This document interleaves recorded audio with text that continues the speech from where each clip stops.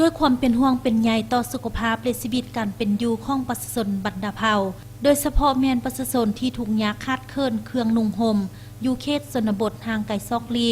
มาในวันที่20 พฤศจิกายนนี้อาสาสมัครกาแดงออสเตรเลียนำโดยท่านนางซาริตอาเลฟสกีพนักงานการตลาดซอกแรงถึนกาแดงออสเตรเลียพร้อมด้วยทีมงานสมทบกับกาแดงลาวซุ่นกลางและกาแดงแขวงโบแกวได้นำเอาเครื่องบรรเทาทุกข์ประเภทผ้าห่มจำนวน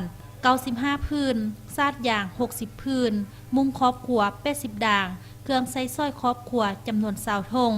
อุปกรณ์การเรียนการสอนเครื่องกีฬาและเครื่องนุ่งประเภทเสื้อกันหนาวผู้ใหญ่และเด็กน้อยจำนวนหนึ่งรวมมูลค่า27ล้าน5แสนกีบมอบให้ประชาชนบ้านจอมซี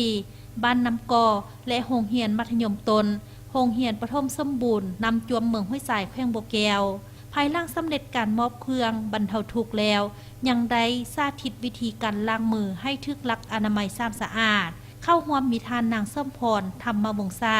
ห้องหัวหน้าห้องการกระแดงลาวแข้งโบแกวท่านจะคือหัวหน้าโรงเรียนมลปฐมบ้านจอมซีและองค์การจัดตั้งพ่อแม่ประชาชนภายในบ้านเข้าร่วม